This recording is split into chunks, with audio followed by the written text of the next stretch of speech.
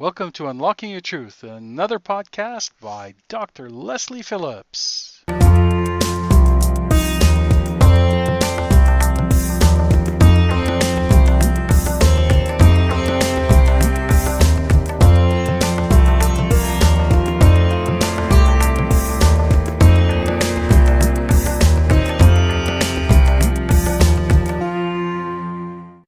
All right, welcome listeners. You're tuning in to Unlocking Your Truth with Dr. Leslie and Corey. Hello, everyone. And as you know, Unlocking Your Truth is a talk show about metaphysics and spirituality. And every week we have a different topic. And sometimes we bring on experts to the show to help to educate you and inspire you in the field of metaphysics and spirituality. And so today we have a fantastic guest. And of course, you are listening to us on 101.7 FM on the unceded territory of the Stolo people. And you can tune in every Tuesday from 7 to 8 Pacific time. And of course, we love to answer your questions on the show as well. So you're welcome to send us a question to info@drlesliephillips.com or call in to 604-504-7441, extension 4142. So But not tonight, because this is pre-recorded.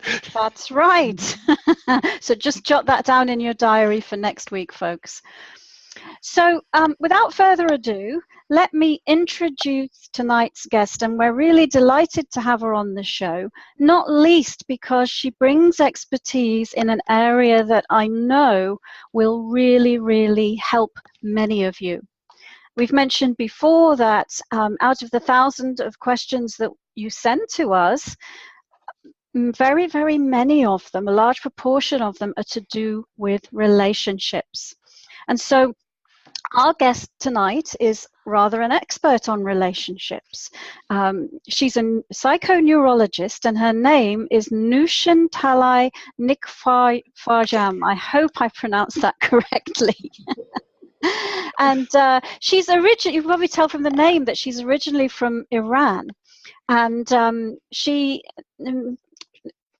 ended up in the United States as a result of the Iranian Revolution, where she studied first a degree in fine arts, but later on did a dual PhD in psychoneurology and integrative health and thriving.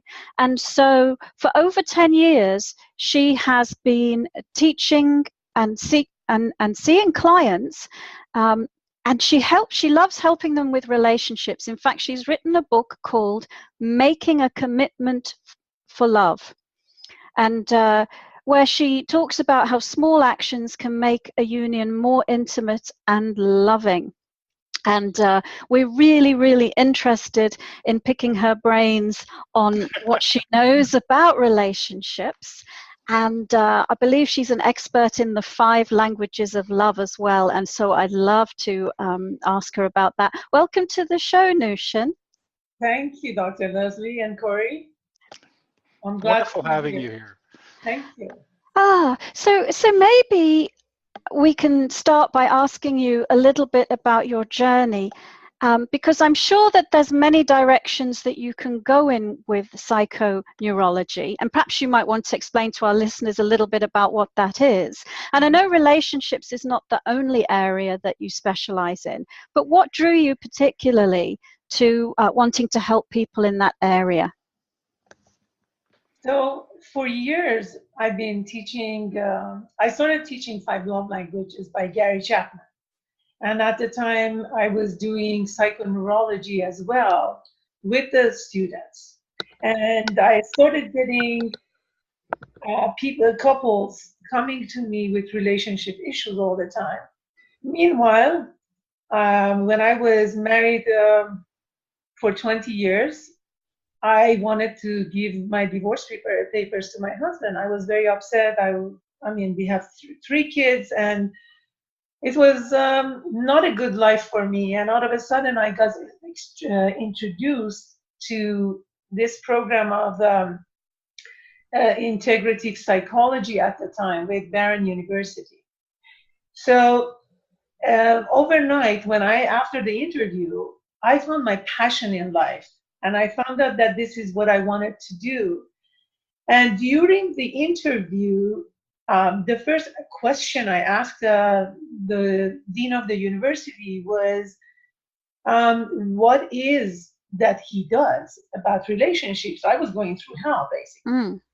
So the first thing he said was, when you go to a pathologist or a psychologist, a therapist, the questions they ask is always about what kind of issues you have with each other, what kind of problems you see in your partner. And you start talking about it, and you basically are pouring your heart out, and your partner is sitting there. You look at each other, and while you're at the peak of pouring all that honestly garbage out, you look at the person and you feel better because of the parasympathetic nervous system response, and you feel so good. And the therapist tells you, oh, this is your partner that you got married to, or you met 20 years ago. So you feel good, and then your spouse or partner starts doing exactly the same thing, and you guys feel good for about a couple of days. You go home, the wife is cooking dinner, the husband has had a hard day, comes home, and he says something, and it triggers the whole thing, all the negative issues that they had all the time with each other up, and they start fighting, and that ends up in a divorce most of the time. And then I asked, so what do you do? And he said, I look and see if they ever fell in love with each other. So I start bringing those positive feelings up. And when they're at the peak that, oh, this is what I did when I met her or him, and they're tearing, and this is the tears of joy that they remember those beautiful moments they fell in love, I tell them to look at each other's eyes and say, and see that this is the person that you fell in love with. So basically, instead of just talking about all the negative issues, you start putting the positive on. And I just had the interview, and I went home, and it was mind-boggling because it hadn't sunk in yet. So on my 20th wedding anniversary, I go to a gym, and I'm telling a friend of mine how I fell in love with my husband. And I didn't say that I was going to give him a divorce papers that night. So she asked me, how did you meet your husband? I went through all the emotions, all the step by step, all the moments that we got to know each other and fell in love with each other. And when he asked me to marry him on the third date, and all of a sudden, I felt so much love for him. And I came home and I said, I am in love with you. I love you so much. Happy anniversary. And he was in a state of shock because, our relationship wasn't that good. And I told him I want to go back to school at age 44. So the minute I decided to go back to school, it started triggering a huge love for me inside my heart. And I understood what self-love is. I had honestly forgotten that I existed because I was a mother, I was a husband, I was my wife, I was a daughter, but there was no value for me as a person at the time. And going back to school was the biggest gift that I could have given myself at the time. So my life started changing. And I started learning and learning and learning, and my relationship with my husband, my children, my people around me started getting better and better and better and more loving and caring because I loved myself as a person. And I was filling up, in words of Dr. Dr. Chapman, he says there's an empty tank inside of you that needs to be filled up. So that empty tank started filling up and filling up and filling up with everything that I was learning. And I was applying everything into my own relationship with myself first, then with my husband and my children and my family. So this is the story that how it all started about 13 years ago. Well, thank you. And you made one point which I think is really emphasizing, that's part of your journey, but I believe it's part of the human journey. And so much is the core of what would help people, which is the message of self-love. I think so often in the questions that we are sent, it's apparent that the person sending the question is expecting love to be provided from outside of themselves, from their partner. And it doesn't occur to them that actually that there is a wellspring of love within them that if they could tap into would be the key to solving their problems. They're expecting, one day when I meet someone who wants to marry me, all my problems will be solved, or one day when my partner changes, all my problems will be solved. So maybe could you comment a little bit more? Do you agree with me about that? Is that? I agree with you 100%. The first and most important thing is the other person never knows what makes you happy. Yeah. That's the whole point. And when you don't understand who you are and you don't love yourself as a person, as a being, as a spirit, whatever you want to call ourselves,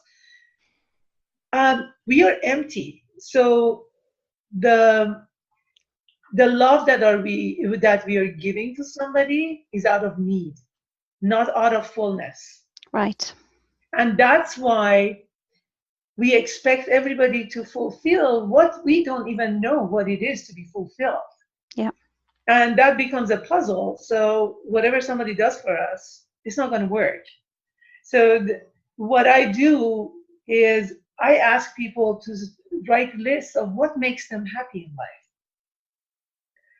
And I teach them how to meditate the way you do. So being still and being with your own self and asking all those questions, what makes me happy? Who am I? Why am I here? All this stuff that comes to our mind. And if we can meditate on it and we find out what makes us really happy and go and pursue it, at least do one thing that makes us happy every day, at least. And that way start taking care of ourselves. I mean, we take care of our pets and our kids. I mean, we do everything for them. But when it comes to us, we are always last. Yeah. And I mean, I experienced it. I know you did. Everybody, a lot of people have experienced it. So take care of yourself as if you are your own child and see what needs you have that you need to fulfill. That's for me, that's the most important step, to step forward on a daily basis and see what makes me happy. Yeah, I know that one of the people I've met in my past, she's a Buddhist monk. Actually, she lives in your area, and she wrote a book. Well, she wrote several books, a lot of books actually. And the one book that has always impressed me is "Be the One You Want to Find." And that holds so true about be in love, expand your being and show people who you are, and so you'll attract that person. But you made a very interesting point, and sort of that works with this book as well, is it also says be in love with yourself. I mean, if you want to be in love with someone else, you need to be in love with yourself in order to attract love into your life.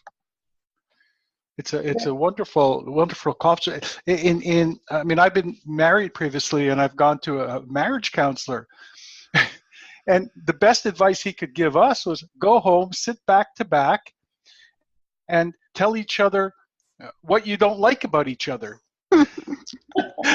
And that worked once. We did it once, and I will never, ever, ever, ever, ever do anything like that again, because it tore me apart. It literally tore me apart.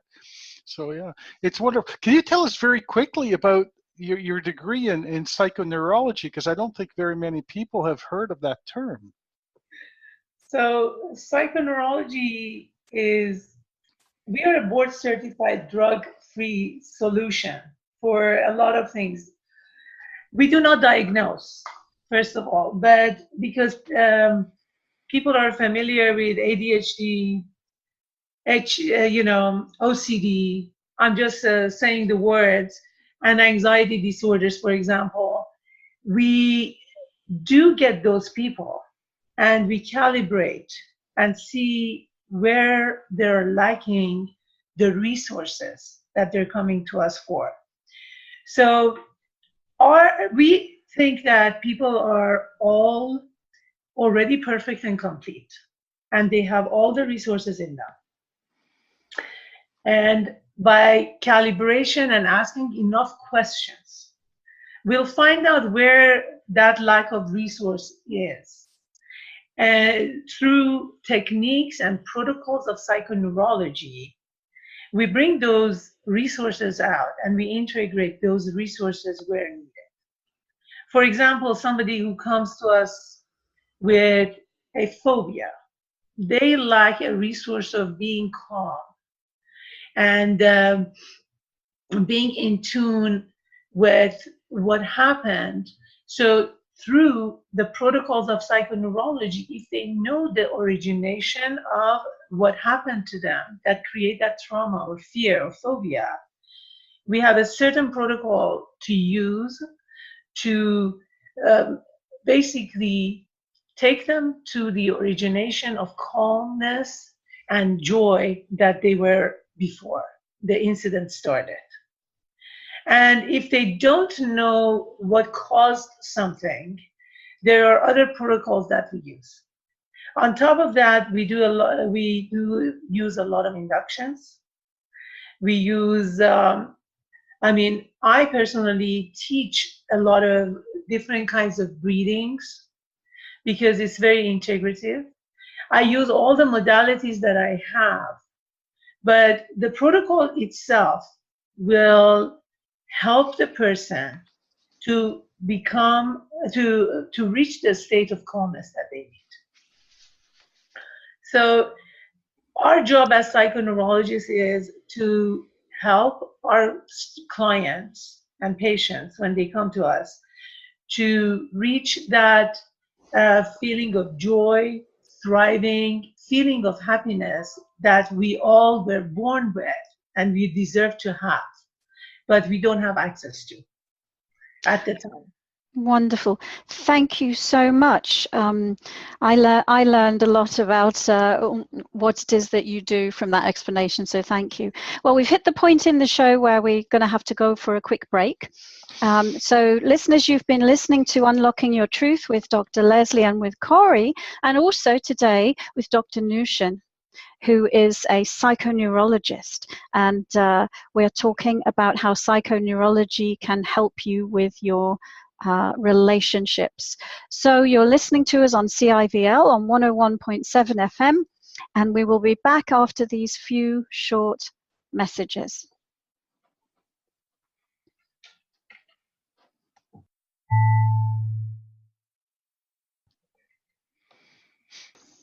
Welcome back, listeners. You are tuning in to Unlocking Your Truth with Dr. Leslie and Corey.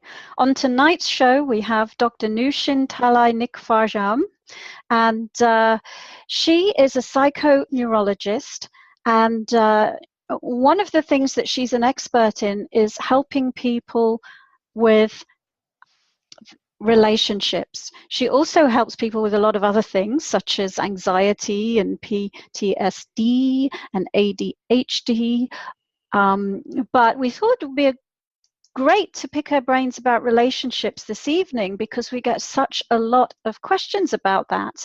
And Dr. Nushin, you have written a book called Making a Commitment for Love.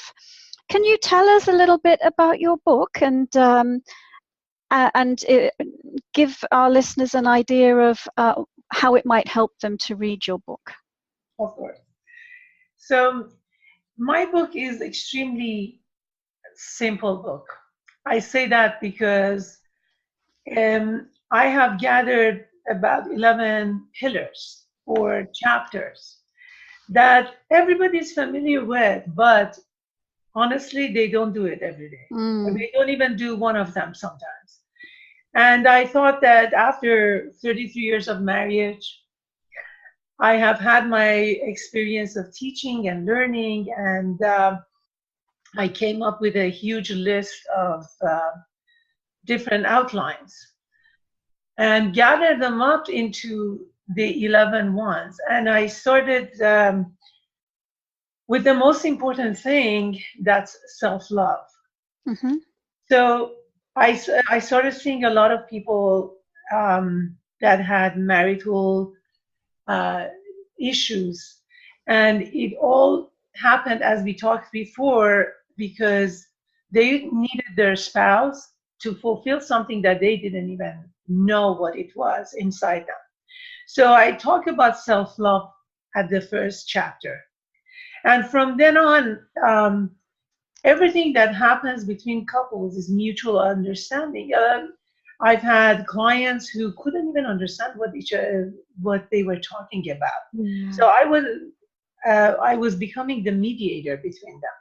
I had to really go in and open up every sentence and say, what he says means this, and what she says means that. Mm. We all, when we are in a relationship or we talk to each other, we have so much garbage and baggage in back of our mind that a lot of times we don't listen to what the other person says, and that starts the miscommunication, because you really don't listen to understand where the other one is coming from. Right. So in each chapter, I have tools at the end to help every person to go inside and do them like a workbook, and go by each chapter to do what they can do to better their relationship. The other chapter is about respect. I see a lot of disrespect among people. Yeah. And the most important one is when we don't love ourselves first, we are not really paying respect to our needs and to ourselves. So I start with that in one of the chapters. The other one is communication. Communication is what we really need to do with each other at all times, from the first minute that we say good morning till we say good night. I mean, we have to communicate somehow, either verbally or physically or emotionally or spiritually. And the next pillar or chapter is going to talk about gratitude. What are we grateful for? A lot of times we are in a relationship, we love the person, but something happens and we don't even remember that this person exists in our life. Learn how to be grateful for who you are and who your partner is and what you have in life that makes you who you are. And as we talked about before, each chapter, especially with the gratitude, you think about all the things that are positive in life, all the things that are positive in your partner that you can elaborate on, instead of going and looking at the negative stuff. So, and every chapter is honestly taking you to be more positive toward yourself and to your partner. A lot of people don't like to, they get married and they want to change something. Right. This is not going to happen. You have to give the other person to be the permission to be who they are all the time, and you be the person who you are. So you can communicate in that, honest level. Actually, there are rituals of a happy life and relationships that are tips that I give away. Forgiveness comes up a lot in a relationship. Right. We love someone, they say something, we interpret it wrongly, maybe. Yeah. We can't forgive them, or we can't forgive ourselves. So there are tips on how to forgive yourself, how to forgive the other person. Always look for the best in the other person. I'm coming from Iran, so there is a culture of sacrifice a lot. Mm. So I make sure that people understand that in a relationship, you're compromising. You're not suffering or sacrificing Right. yourself, because that's another negative coming up here when you think about it. Yeah. And trust has been a huge, huge thing in everybody's life.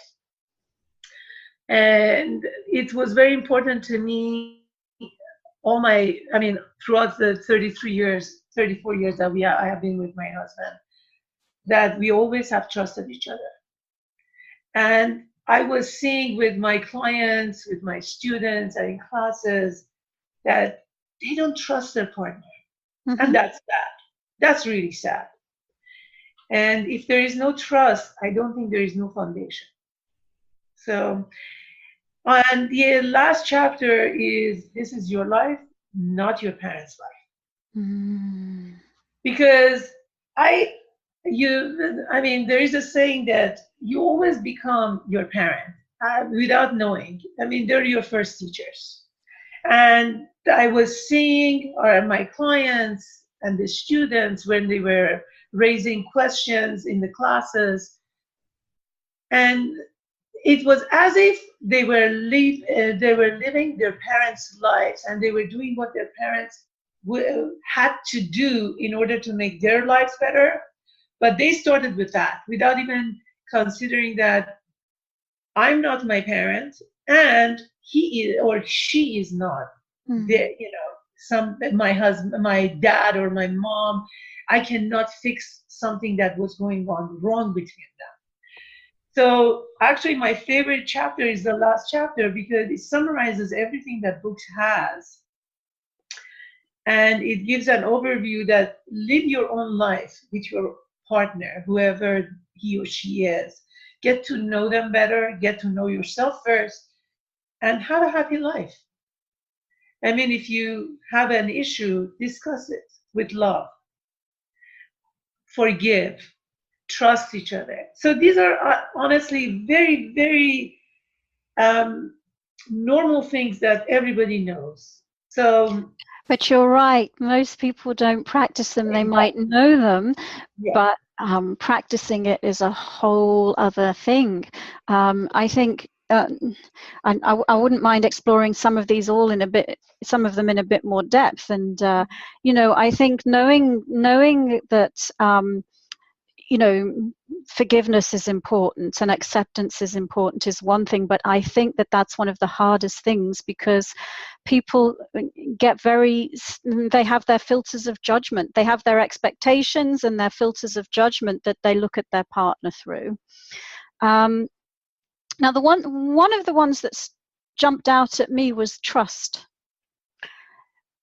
I quite often get somebody who writes in and says, is my partner cheating on me? That's a really common question that I get. And so what would you do if somebody, a couple came to you and one of the partners felt like the other one might be cheating, and the other partner was saying they weren't, and how would you help somebody like that who suspects their partner is cheating, who doesn't really know but wants to find out and doesn't know what to do about it?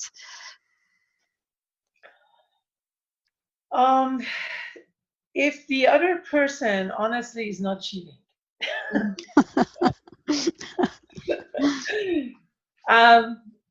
the person who is suspecting has issues of not accepting themselves for who they are. That's the first thing. Honestly, everything goes back to the self-love and fulfilling your own self and being so confident with who you are that you don't even think about that person cheating on you. So your self-worth is is self-contained. Yeah, that's the first one. But if they or the other partner is really cheating, that's another issue. Right.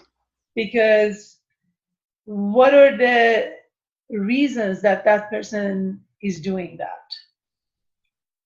Is a lot of times it's not because of the partner, it's because the person who's cheating is not getting fulfilled again by themselves, and they're expecting it from their partner.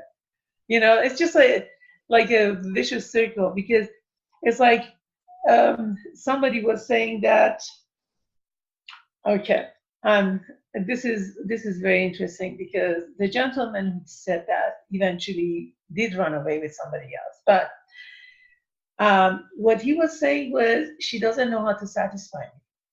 Mm-hmm. My first question was, do you know how to satisfy her?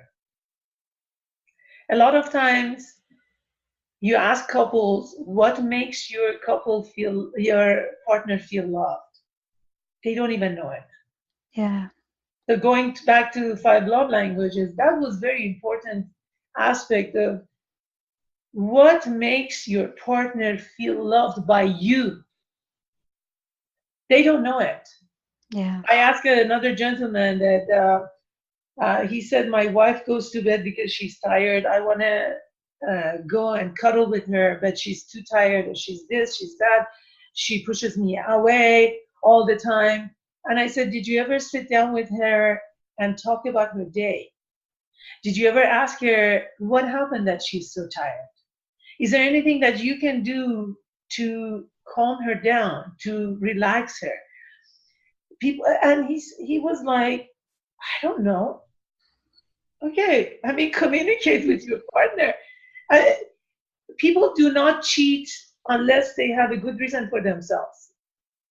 And it's not when Don Miguel Ruiz says, don't take everything personally. Honestly, it's the cheater cheats because they have an issue. It's not that my partner didn't do it for me.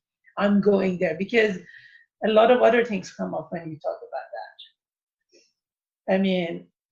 You have to put your partner first before you think about going out with another person.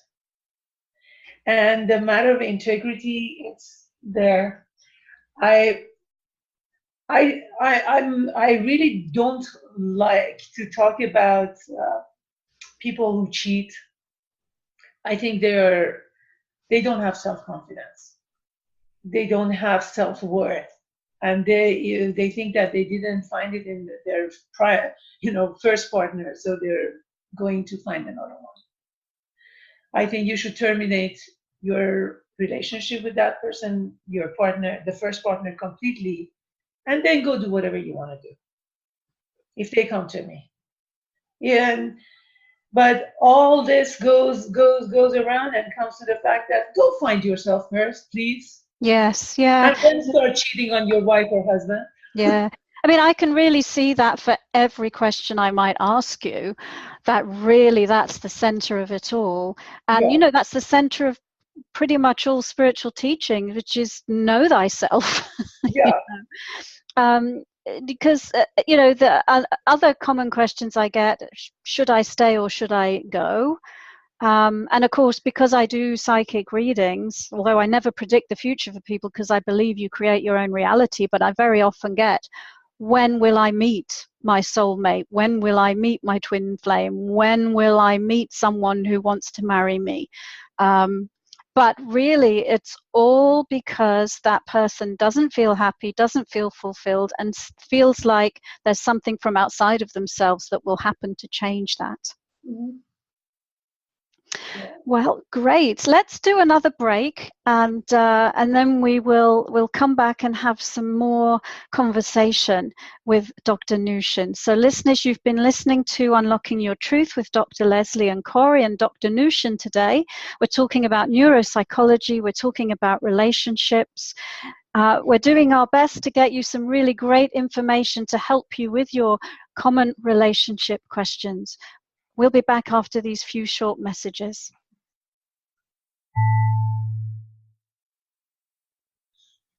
Welcome back, listeners, to Unlocking Your Truth with Dr. Leslie and Corey and Dr. Nushin. Today's show is all about relationships. And especially romantic relationships, but really your relationship with yourself and your relationship with others. And we've been learning about the importance of self-love as a foundation for any relationship with any other person. And now we're going to continue to ask Dr. Nushin for some sage advice about relationships. And I know Corey's got some questions. Yeah, well, I've got some questions from our listeners that Great. I'm trying to find some that don't incorporate psychic abilities. Because we get some interesting ones like, am I loved? What's going on in my marriage? So they don't know, they need someone outside to tell them. Yeah, I don't know.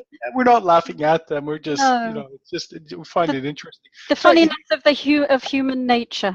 Yeah, here's one from the U.S. that I'm going to paraphrase this a little bit. Why is my boyfriend ignoring me? And it's a very general question. So, Dr. Nushin, what do you think that she should be looking for? And that's a great question. Can I add to it? I have a client at the moment who's going through this very peculiar, she's in her 40s, but she's going through a peculiar situation at work where she kind of started seeming to have a relationship with a man, going out to coffee who worked there, and then he's doing the same thing. He's ignoring her. He's coming into just like teenagers would, really, talking to everyone else and ignoring her. So that is a good question, and maybe it happens more often than you think. It's funny. I just when you said that, my intuition was, is that person so shy because they love this other, this girl so much that they are shy and they don't have that confidence to go forward and express their love, so they start ignoring that person. Yeah. I mean, that happens. People think that if the number on their birth certificate goes up, they are really old and mature. But honestly, a lot of us are kids. We just have more years to, in our bodies. And when it comes to love, people become like a little young teenager. Sometimes, or I don't know the background of these people. You don't know where they are coming from, if they're in their 40s or 50s or something, because you don't know what happened in their prior relationship, that maybe they went forward and expressed their love and they were shut down. Yeah. So I think communication, and if these ladies are brave enough, I say brave enough because that's hard to ask, and to go ahead and ask these gentlemen, I really like you, and I feel like you're ignoring me. Is that feeling right? Well, and interestingly enough, my client did do that. Oh, okay. but one thing I've observed, and maybe this is another question, is most humans are not authentic. Most humans are not wearing everything out, and they are, but they're not. So to a psychic, you can see everything that's going on, but most humans are pretending, they're hiding behind facades and so on. And one thing I observed between this particular client and the chap that she was going for coffee with was she's very authentic and out in the open and says what she feels and says what she observes. And I think maybe can that be frightening to somebody who's not used to that going so quickly and having it all analyzed and out there? I mean, is there a time in the development of a relationship for that depth of exploration? Hmm.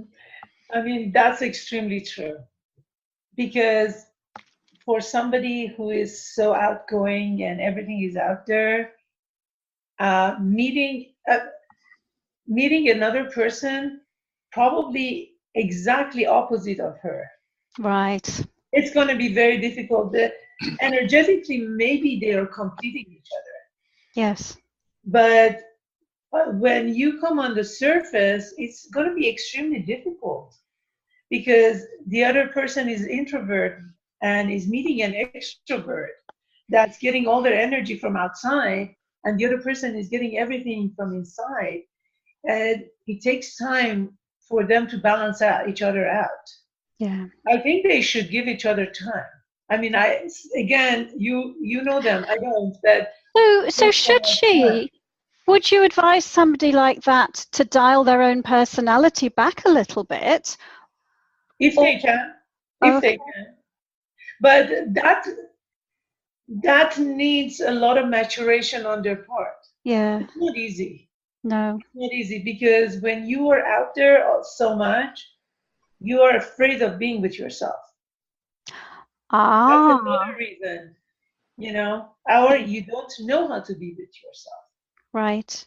That's why you are talking about this and that and doing this and that. And so you don't give yourself a chance to be alone or be by yourself. Very good point. The other side of that is true as well. I mean, could be true as well. I mean, when you have somebody that's getting involved in a relationship, sometimes there's fear, and the person that's coming in and ignoring this person could be totally afraid of getting into another relationship, but yet is having a problem in one way holding themselves back from doing, because it's human nature to want to be in a relationship. And they're naturally attracted to the other person, and yet they're afraid. They're afraid. They've been hurt before, and they don't want this to happen again. And regardless of whether it's a man or a woman, I mean, men have these emotions as well. Yeah, that's what we talked about, because especially when you're a little bit older, in our age group, and you meet someone, there are so many past experiences. So you start weighing in, what should my next step be, instead of really putting yourself out there and getting to know that person right away. It's not easy. I mean, the older you get, you have more experiences, you have more maturity. So it can be for you or against you, especially in a relationship.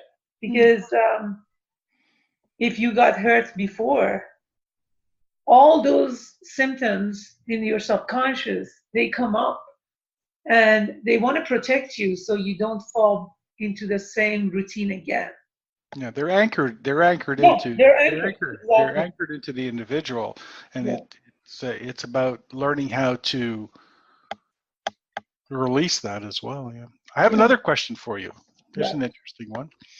So I'm stuck with lust and desire for sex instead of seeing the divinity in women. How do I overcome this obstacle? Say it again. It's a really good one. I know. So this person he says he's stuck with lust and desire for sex. So all he wants is he's looking for sex. So instead of seeing the divinity in women, how does he overcome this? Basically, what he's found is he's actually looked inside, and he's realized that what he's doing is just looking for the physical the physical aspect of a relationship, as opposed to looking at women as the wonderful creatures and beings that they are. So how would he change that in his life?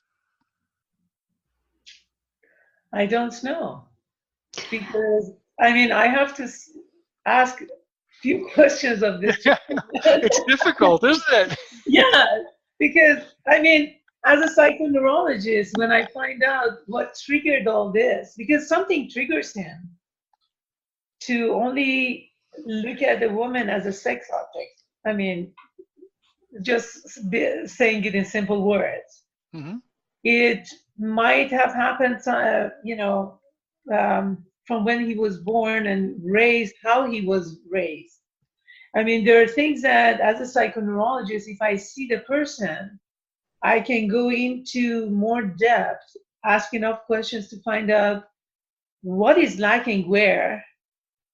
And one by one, I can support this person to recreate their life the way they want to.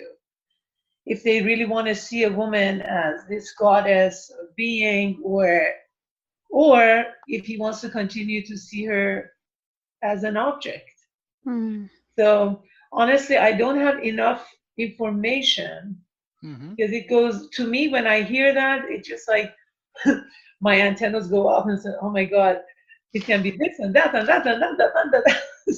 So would you think that, again, something has triggered him in his life to cause him to go to this direction? Do you think it would be a self-love image, maybe, or something like that? Maybe he thinks that self-love is being satisfied sexually. Yeah, he may be confusing the second chakra and the fourth chakra, sex and love. But my way of answering that question is just to think about body and spirit, because from my perspective, you are spirit and you have a body, and the body has its own innate drives, and the sex drive is a drive that belongs to the body. So when we are not present and awake and aware and taking charge as spirit, the body and its own natural innate aspects can take charge like a wild stallion. So my spiritual answer would be about communication between body and spirit, and helping him to anchor his consciousness through meditation, to be more present in the body, so that he can have a level of, instead of allowing the body to be the one that's driving the show, that his higher consciousness, which is divine and wishes to express that divine through the body, can have more of a chance of being in charge of his reality. So I agree with you. It's just that I think that it really needs a huge level of spirituality to get to that level. Yeah. I don't know if this gentleman has that yet. Right. I said that my antennas are going up, because there's so many other questions that come up. Yeah. To see what made him decide at certain point of his life that this is what I have to, this is how I want to be with a woman.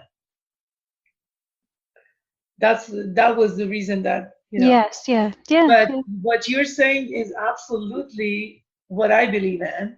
Yeah. It's just that how can somebody lead it, and what's the practical steps that he can take now? Because to get to the point where you have that level of mastery, maybe it, for some people, can happen in an instant, but probably not. It's a journey to get there. So what are the tools that can help him along his way? Yeah. So that's why, I mean, as a psychoneurologist, I can help, seeing that person. Right. And going into more detail. And then we give in to you for the spiritual. For the level higher. Here's another one. These are some of the questions we get are very sad. For people to go into, and they're striking out and looking for answers. So here's an answer from an individual who says, "Will I ever be able to belong?" So here's a person that feels completely out of everything around them. Will they ever be able to belong? What type of things would you look for in this person? Which direction would you go with this person? What would you try to create in this person? First and foremost, meditation. Then I would ask this person to sit down and really, really write what sense of belonging means to them. And if they are very clear about what they want in life, I believe they can create it. And when they know what it is exactly to, exactly what they need, if the opportunity knocks, they can open the door and grab that. It's just that a lot of us, we say that I want to belong, but belong to what? Belong to where? Right. And I just expand on that a little bit, because that kind of question is fairly common from my audience. They're on a spiritual journey. They see the world in a different way than most people around them. They grew up in a family that is operating from cultural or religious programming, and they're outside of that. They go to work and everybody is kind of not awake, and they feel different. They want to belong to the human family, and yet the human family is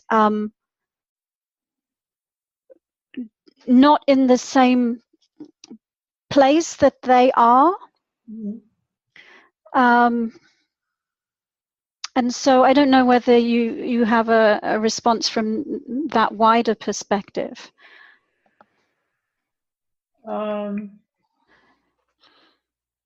I mean, what I say to them is, it's about acceptance. I mean, like, my perspective is that we're on in a shift on the planet right now.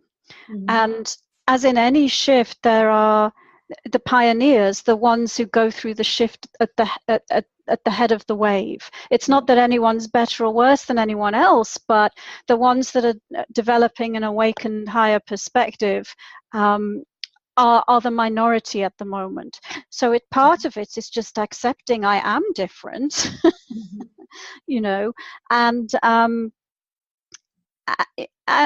also knowing that they're not alone and there are other people like them, but they may not find them at work or in their family. That's true. The other thing is, by accepting themselves that they're different, they need to accept the others for who they are. Right. This is an issue that comes up with people that I see. They are developing in a different way and transforming in a different way. And all of a sudden, instead of accepting others for who they are, they start questioning them that, why aren't you doing the same thing? Yes. Why aren't you this way? Or why are you doing this or that? And that starts causing issues. Yeah. And that's why they start going farther and farther and farther, even from their loved ones. I have seen people that they cannot they live in the same household with their brothers and sisters, and they cannot communicate with them because this individual person has read so many books and has transformed so much and has taken so many degrees and classes and this and that, but the siblings never even thought about doing the same thing. Yeah. Or, they're completely in two different worlds. And even though they're on the same roof, they cannot even communicate because none of them accept the other one for the person that who right. She or he is. Well, that was wonderful. What Dr. Leslie, we're going to need to look at the time. We're almost done. Yes. Yeah, we are. Yeah, so thank you so much, Dr. Nushin, for your wisdom and your insights and your guidance for our listeners. It's been wonderful having you on the show. If any of our listeners would like to contact you or find out more about you or purchase your book, how do they do that? They can visit my website, It's Dr. Doctor Nushin, NOUSHIN.com. All my information is there. My phone number is there. They can contact me through the website. They can even purchase the book through that. The book is on Amazon and Kindle. And I'm available I offer packages, 3-month packages, basically, on relationship or individuals if they need any help that I can assist them with. And that's an important point, because I would think that it's not really going to help very much to see somebody once for an hour. You have to commit to focusing on it for a period of time. And if they're in Los Angeles area, I do house calls. Oh, great. And I have access to an office that I can rent. So I'm very available. I'm usually available from 9-10 in the morning till 9-10 at night. And they can contact me through text or email. So. Wonderful. Well, thank you so much. It's fabulous to have somebody like you in the world. And listeners, because I know that probably all of you have got relationship questions, and for many of you it is the foremost issue in your life right now. So it's wonderful to have Dr. Nushin available for you to contact. Well, that's the end of our show today. Listeners, you've been listening to Unlocking Your Truth with Dr. Leslie and Corey. And See you next week. Pardon? I said, I'll see you next week. We'll see you next week on CIVL on 101.7 FM. In the meantime, send your questions to info@drlesliephillips.com. Thank you so much. You're welcome.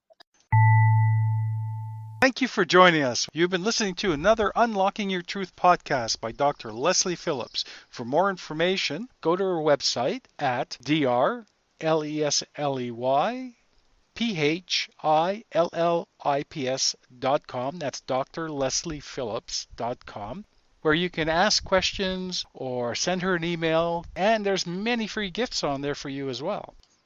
You can also find the questions that were asked during this show at the website on our free card reading podcast page, where you'll find a full list of them. Come back again.